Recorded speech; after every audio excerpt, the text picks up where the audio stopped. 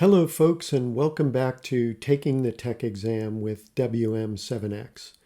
Today we're going to be talking about the big three: resistors, capacitors, and inductors.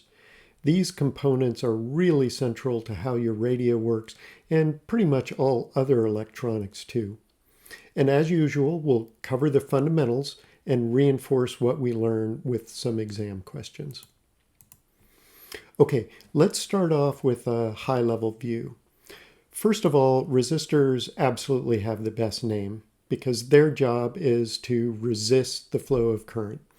And when they do that, they actually use up electrical energy and turn it into heat. They actually heat up a little bit.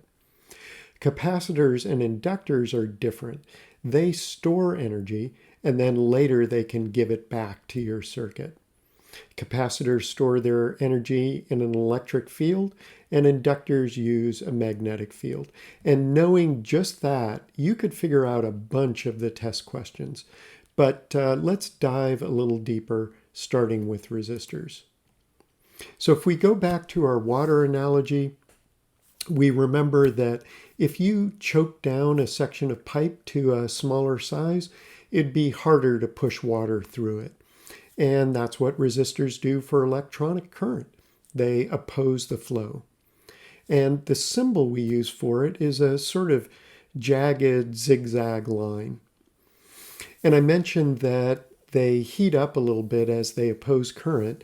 And if you try and push too much current through them, they'll actually burn up.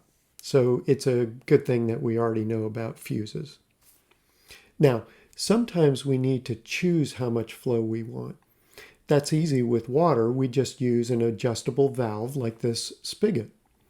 There's a similar thing for electronics called a variable resistor or potentiometer. You've seen plenty of these used for things like the volume control on your radio. The symbol for it looks like a normal resistor, but it's got an extra pointer that gives us the idea that we can pick how much resistance we want. And by the way, in real life, people don't use the term variable resistor very often. They usually say pot instead of potentiometer, just because it's easier. Okay, that's not on the test, but let's look at a couple of questions that are. We know that resistors oppose the flow of current, so that one is easy. We can adjust volume with a potentiometer. And of course, potentiometer controls resistance, since it's just another name for a variable resistor. So you should be good to go on all of these resistor questions. As we said at the start, capacitors don't use up energy like resistors, they store it. It's similar to a small water tank that stores extra water and can supply it back later. So you can think of a capacitor as a small tank that stores electric charge. The symbol is just two parallel lines, and sometimes one of the lines is curved, as I've shown. And it looks like that because that's literally what's inside.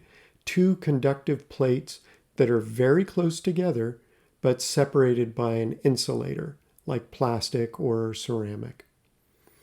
If we apply a voltage to a capacitor, let's say we connect it to a battery, an electric field builds up, and that's where the energy is stored, right in that electric field. And if we disconnect the battery, the capacitor will supply its energy back to the circuit. Okay, let's take a look at a couple of the exam questions. As we just learned, capacitors are made from conductive plates separated by an insulator, and they store their energy in an electric field. And speaking of fields, inductors can also store energy, but instead of an electric field, they use a magnetic field. So you remember in grade school wrapping a loop of wire around a nail and connecting it to a battery? You could use it as an electromagnet and pick up paper clips. Well, an inductor works on the same principle. It's a coil of wire, and when current flows through it, it creates a magnetic field. That field stores energy that can be released later. It's kind of like installing a heavy water wheel in a pipe. It takes energy to get it spinning, and it will keep spinning for a while even after the water stops pushing it. It's giving energy back to the system. The questions about inductors are similar to the ones about capacitors. They want to know that inductors store energy in a magnetic field and that they're normally made of a coil of wire, and that's it. All right, there is so much more to say about these components. They're really the backbone of so many of our electric circuits, and we'll cover more about them in the future. But for now, you know the basics. As always, if you have questions or comments, please leave them below.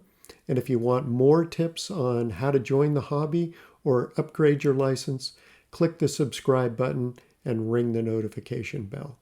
We'll see you in the next video.